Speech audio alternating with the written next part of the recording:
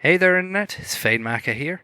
As you'll notice, I've got a slightly different setup from my last review. I realized my sound quality was really poor in the X-Men review, and that really hurt the video a lot. But there wasn't a lot I could do to fix it in editing.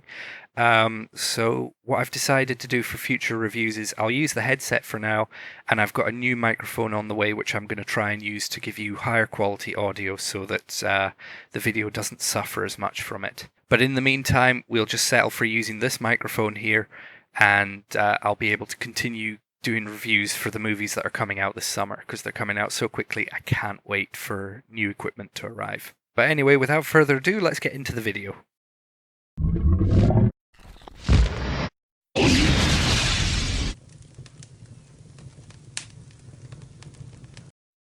Okay, so the Warcraft movie is finally here. We've been waiting for this for about a decade now, at least. I know I've been playing World of Warcraft since 2006, on and off, and I've certainly been looking forward to seeing a silver screen adaptation of this setting and universe.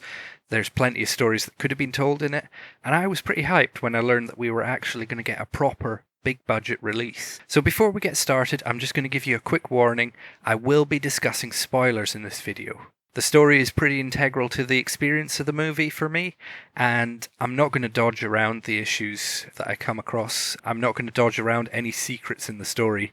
So if you haven't seen the movie yet and you don't want to be spoiled, I do recommend turning off this video and coming back later to see what I thought about it. But I will give a quick recommendation before you go.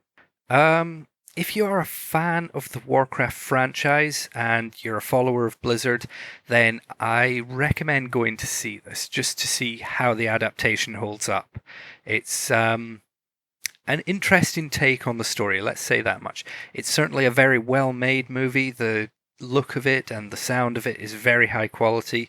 It does have a number of issues, so I recommend going into it with lowered expectations, just so that you're not overly disappointed by certain aspects which may bother more hardcore fans of the series. So with that said, let's get into the deeper discussion of the movie. So from here on out, spoiler alert. You've been warned. Okay? Don't want to hear any complaints in the comments. Anyway, the Warcraft movie. Let's talk about this. As I said before, it's a good high quality movie. It's a big budget release. It's going to have a certain amount of artistry and skill behind it, and that definitely shows. So first up, let's talk about the good things of the movie. Most of all, I think this movie looks the part. A lot of the visuals are really spot on. When you see some of the wider angles where you get to see Ironforge or when you get to see Stormwind, they look really spot on. They look really well done. And also, the different races actually look like they should. They look like proper movie adaptations of what's in the game. The different species that are represented actually look like they should from the game. You get to see orcs, elves, dwarves, the humans, and you even get to see the Draenei, and they all look correct. They look like proper big screen adaptations of their video game counterparts. I'm especially happy with how the orcs turned out. I was a little concerned that the orcs weren't going to work, because when you see them in the trailers, you've got that scene where Durotan's standing there saying, "Saving our people," and it seemed like having the orcish tusks really interfered with the way the faces moved, made it difficult for them to be expressive and to communicate properly. It made it difficult for them to actually get across what they were saying. It made it difficult for them to convey emotion at the same time as meaning, because they were the tusks were kind of interfering with the way their mouths moved and stuff.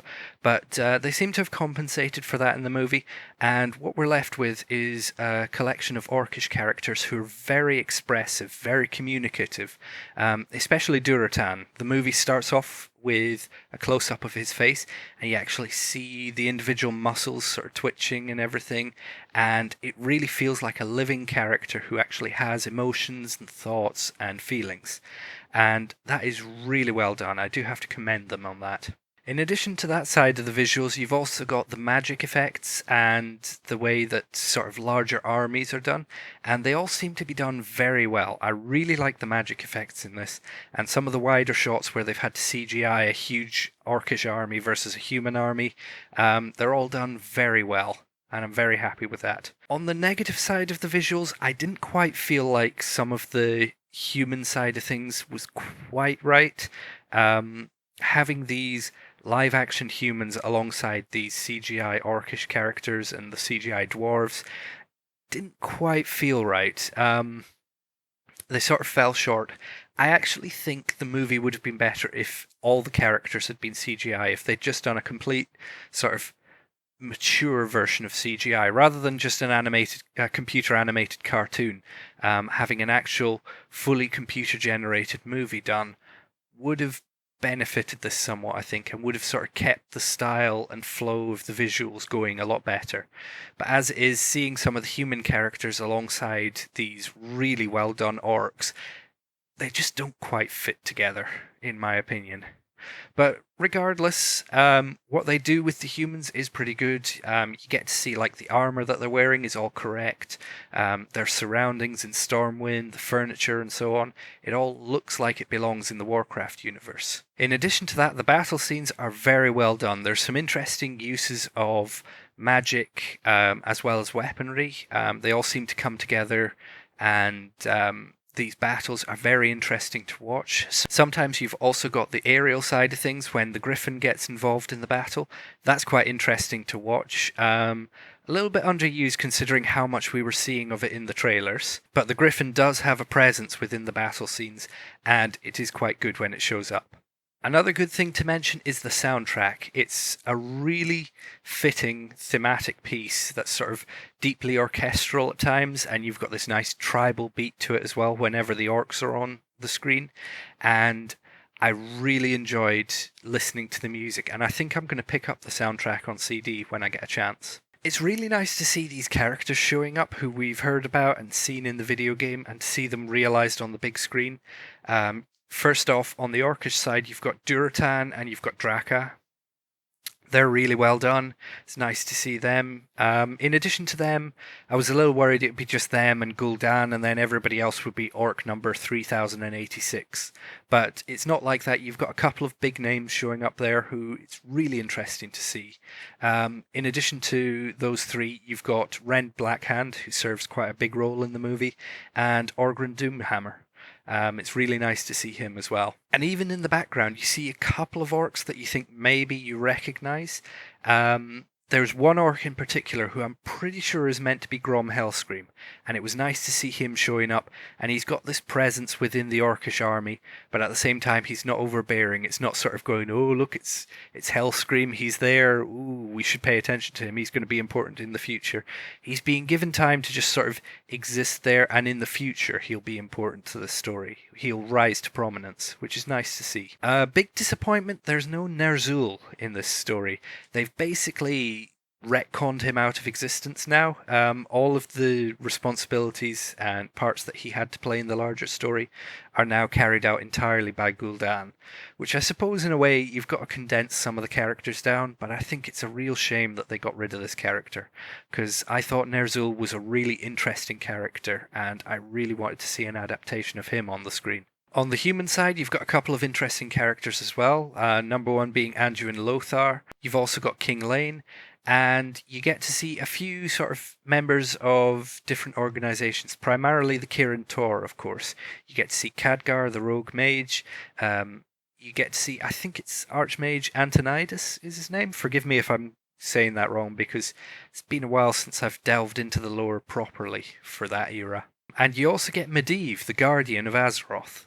And then, caught in the middle of them, you've got Garona Half-Orcan. So it was really nice seeing this sort of variety of characters included. They weren't necessarily just paying lip service to some of them. They did have important roles. At the same time, I feel like there are a lot of faces missing that could have been involved in this storyline. But with the limitations of a 2-hour movie, of course you have to make compromises here and there. Unfortunately, I did find this movie quite disappointing, to be honest. Once you get past the initial visual exterior of the movie and a few really good scenes with the orcs, there's not a lot to it that's done very well story-wise. The story itself is not done very well. There's a lot of exposition going on, but at the same time, there's not enough being explained. If you can sort of picture that quandary, there's so many questions raised which I could see somebody who doesn't know the Warcraft series being left confused by. But then at the same time, those who do know the Warcraft series will be wondering, why was this done differently? This isn't the way that it happened in the books or the game or the various other mediums that have formed the story of Warcraft in the past. There's such a lot going on in this movie that honestly, we don't get much time for any of the characters to develop a connection with one another. A lot of it is implied that there's a connection there, but it's never actually shown to us. A prime example being the relationship between Durotan and Orgrim Doomhammer. They're meant to be friends and allies. They're both members of the Frostwolf clan. And then at a later point in the movie, there's a point where Orgrim is pitted against Durotan, and I get the feeling from what the writers were trying to tell us that they wanted us to feel that this was two trusted friends turned against each other, but we'd never really seen beyond a couple of moments earlier in the movie anything to make us believe that they were actually friends and allies and so on, to actually feel that it was a sad moment that these two were facing off against one another.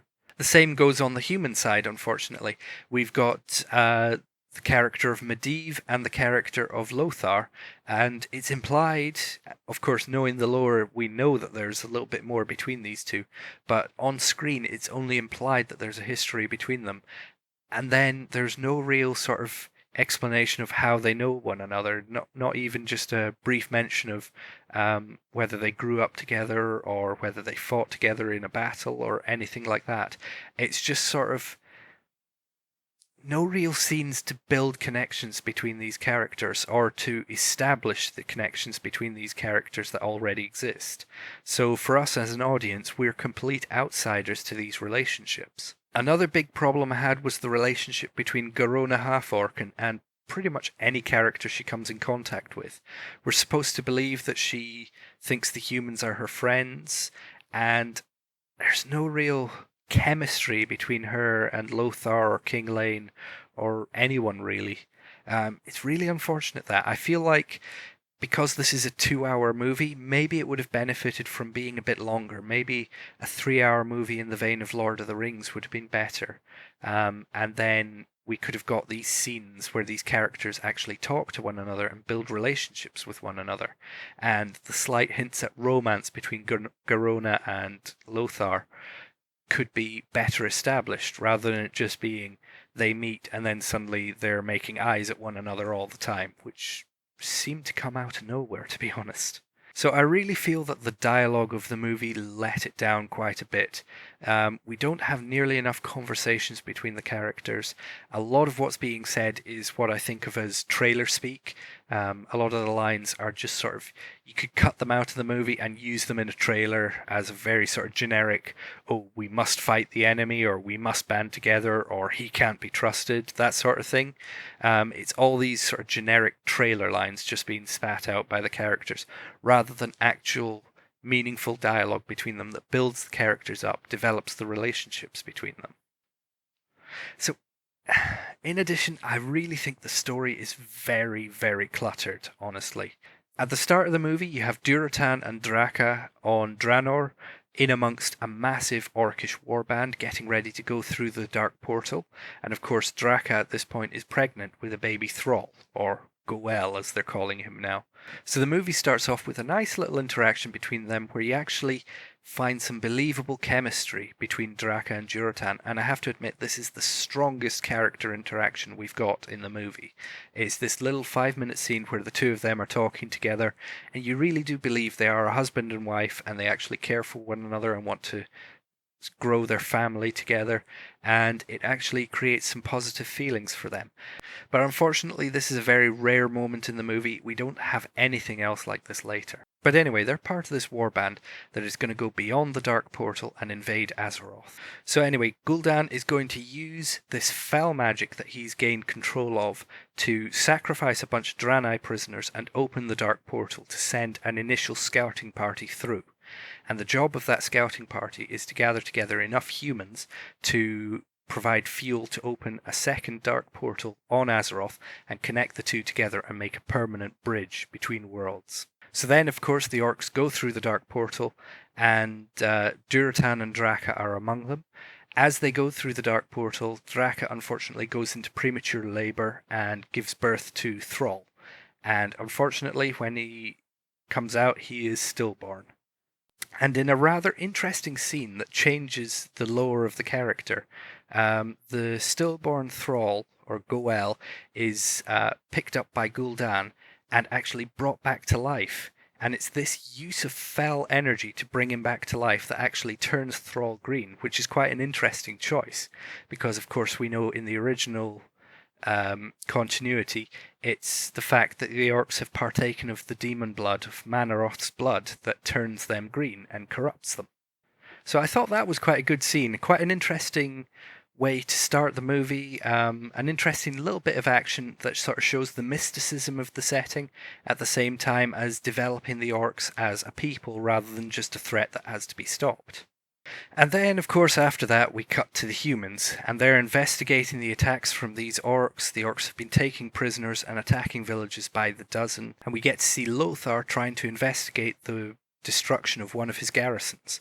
And this is the point where he meets Khadgar, a mage who is trying to investigate the attacks himself because he has sensed a dark energy around them that he wants to investigate. And as time goes along, Khadgar discovers that the energy he has sensed is actually fell energy. And knowing that this is a bad thing and needs to be stopped, he recommends that they summon the Guardian, Medivh. And so after this, Medivh, Khadgar and Lothar go investigating and actually manage to capture an orc, or rather a half-orc, Garona. They bring her back to Stormwind, to King Lane, and after talking with her, they manage to convince her to help them to try to stop the orcs from attacking, with the promise of freedom. All the while, Khadgar is investigating some magical mysteries that he's stumbled across, which lead him to believe that somebody has betrayed Azeroth and actually invited the orcs over from this side. In the course of the story, Durotan reaches out to the humans because he is no longer happy with the way that Gul'Dan is leading the Horde and the fact that he is using this corruptive fell magic that is clearly damaging his people. So Durotan reaches out to try and form an alliance with the humans to try and topple Gul'Dan, while also securing a place for his people so that they can escape their dying world. The humans meet with Durotan at what I believe was meant to be Blackrock Spire. They mentioned the black rock that points towards the sky, so I assume that's meant to be Blackrock Spire. And while they're meeting there, they are ambushed by Gul'Dan's forces, and it is revealed that Orgrim Doomhammer has actually betrayed Durotan and ultimately gets Durotan captured. So the whole human-orc alliance that was hinted at in the trailers was actually a little bit of a red herring because it never comes to pass. The only time we have any on-screen time between Lothar and Durotan is maybe 5 minutes at that point, and they never actually directly speak to one another. So I felt a little bit cheated by that because I was wanting to see Durotan on the side of the humans and them all attacking Gul'Dan's forces together. I thought that would be an interesting change to the lore. If you're going to change up the story anyway, might as well do something really different and really interesting with it. But no, the ambush happens and Durotan is betrayed, and ultimately the Frostwolves are wiped out by Gul'Dan, with the exception of Orgrim Doomhammer. Doomhammer, seeing how badly his fellow Frostwolves are treated after this betrayal, has second thoughts and ultimately helps Durotan to escape and helps Draka to get away with the baby Thrall. Draka, of course, is killed while trying to escape, but she still manages to get Thrall away, and then he's sent downriver Green Moses style, as people have said in Tumblr already. We knew about this from the trailers, so there's no surprise there. So after this, we go back to Khadgar and we find out that Medivh is actually the one who has summoned the orcs to Azeroth. He has been corrupted by fell energies and is supposedly possessed by some kind of demon. At the same time, we've got the humans getting ready to attack the orcs, and we've also got Durotan trying to somehow challenge Gul'Dan even though he has no forces left. And ultimately, these three storylines all converge together at the climax of the movie. We have Khadgar and Lothar, who have to go find Medivh and put a stop to him before he can help to reopen the Dark Portal and bring through the full might of the Orcish horde.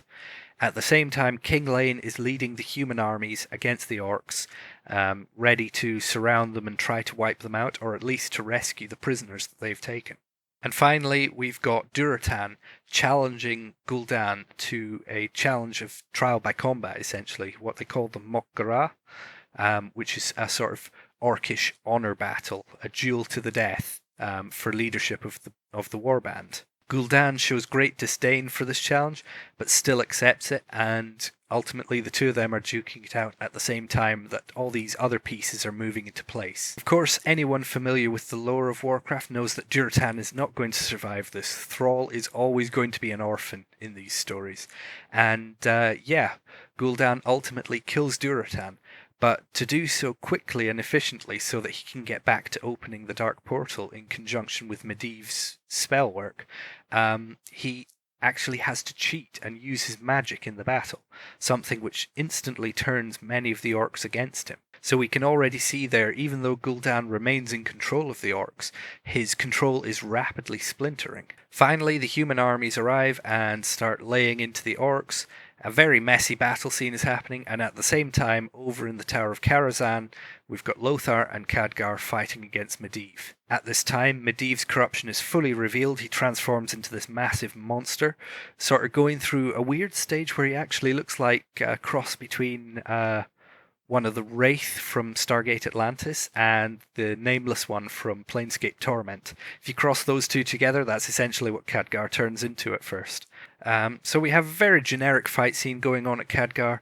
The battle scene at the Orcish camp is very interesting to watch. I really enjoyed seeing some of the choreography there, seeing the much bigger orcs fighting against the humans, and how the humans have to actually think up these different strategies to manage to kill the orcs. Ultimately, though, Medivh is stopped, taking a mortal wound at the same time, and this causes the Dark Portal to collapse, and Gul'Dan realizes he will not be getting any reinforcements. Even so, the human armies that are attacking them are well outnumbered, well outmatched in strength and brute force, and the orcs are slowly wiping them out. But before they can be fully wiped out, Medivh gives a chance for many of them to get away by reopening the portal but connecting it to Stormwind just before he dies, and he keeps it open long enough for many of the prisoners that have been freed to escape, and even some of the soldiers to get back, but not everyone. So ultimately, King Lane, along with Garona and a few other soldiers, are left behind to face off against the entire Orcish warband. So realizing that the situation is utterly hopeless, King Lane turns to Garona and orders her to kill him, so that she can gain some honor amongst the orcs and regain her position there, and therefore be an agent inside the Orcish forces to manage to either broker peace or somehow defeat the orcs and stop them from taking over Azeroth. So of course, as the lore demands, Garona does kill King Lane, and just in time to discover his body, Lothar arrives on the scene and is immediately incapacitated by the orcs. And in a rather odd scene, they don't kill him while he's helpless, and instead allow him a trial by combat against Rend Blackhand. And the oddest thing ever is this trial by combat that they're sort of building up as Rend Blackhand versus Anduin Lothar, the two of them being sort of bitter enemies and really a bitter rivalry there.